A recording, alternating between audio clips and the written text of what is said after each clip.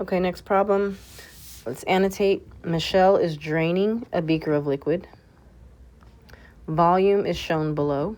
Determine the rate of change. That's what they want us to do. And explain why the sign makes sense. Okay. Let's just go ahead and write our slope formula. y2 minus y1 over x2 minus x1. We have to find 2 points, okay? We have the point 0, 10. We could use this point, or this point, or this point. You got to pick one of these. It doesn't matter which one. I'm going to use 2, 9. Label it x1, y1, x2, y2. Plug it in. 9 minus 10. Oh, that's negative. 2 minus 0. 9 minus 10 is negative 1. 2 minus 0 is 2. Our slope is negative. Does that make sense by looking at our picture? Yes. Down and to the right. Does it also make sense for what the problem says? What's happening? She's draining a beaker. That means she's taking liquid out. That means the numbers should be getting smaller. That means it should be going down. So yes, it's going to be negative. So everything lines up and makes sense. So determine the rate of change. The rate of change is negative 1 over 2, which means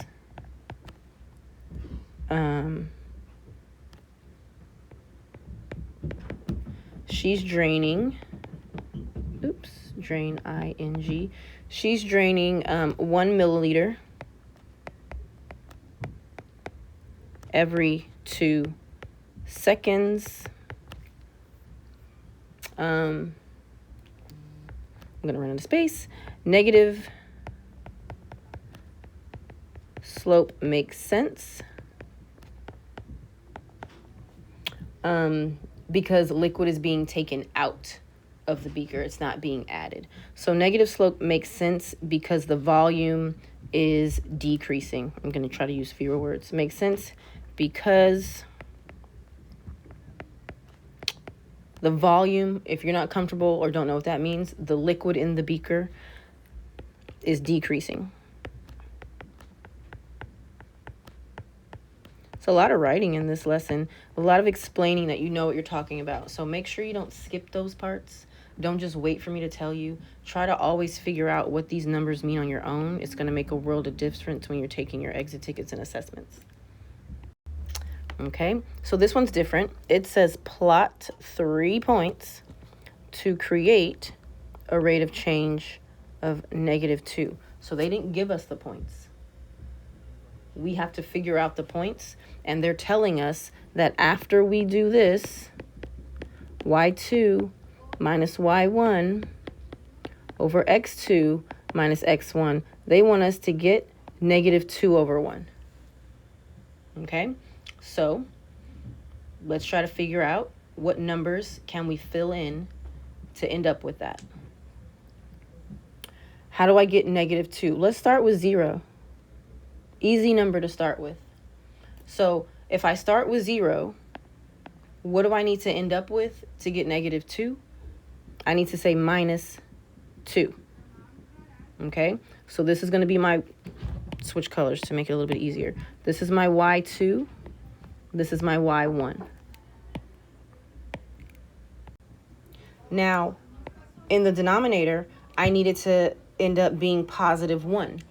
So that's just anything, 5 minus 4.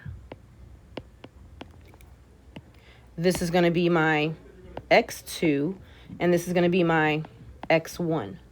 So let's turn that into ordered pairs. So I just worked backwards, okay? I didn't try to find the pairs first. I used the equation because that was easier for me.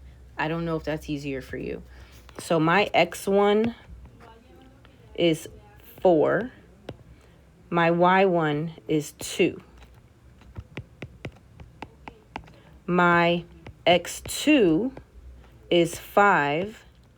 And my y2 is 0. Okay? There's no negative numbers here. We're adding the minuses. So don't think you have a -2 and a -4. That may have confused you. It's just 2 and 4. Okay? So now I got to plot 3 points. Let's just start with these 2. So I have the point 5, 0. And I have the point 4, 2. Okay? So far, so good. It's going down. So that means it's negative. But I need a third point. How do I get a third point? So to get your third point, your x3 and your y3, sorry, I forgot to put y2, you're just going to work with the numbers that you have, okay?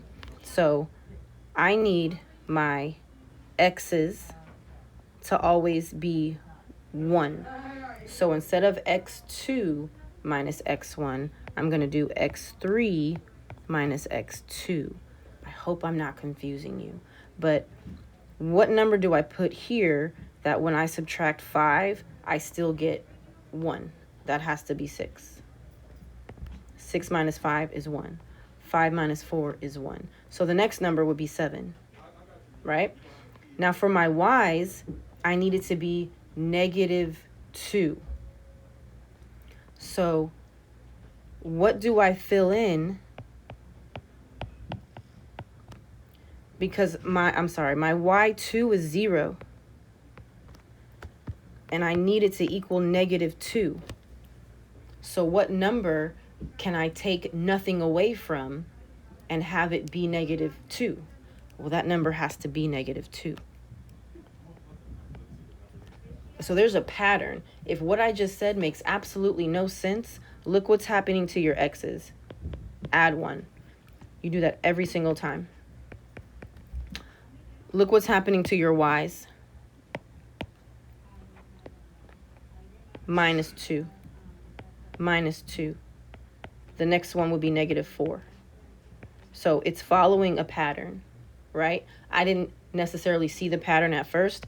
I saw the equation, like what numbers can I plug in, but that might be confusing. So just look for the pattern. Because it's a constant rate of change, it has to be the same every single time. So if I add 1 here, I have to add 1 here. It can't be 1, then 2, then 5. It's always got to be 1.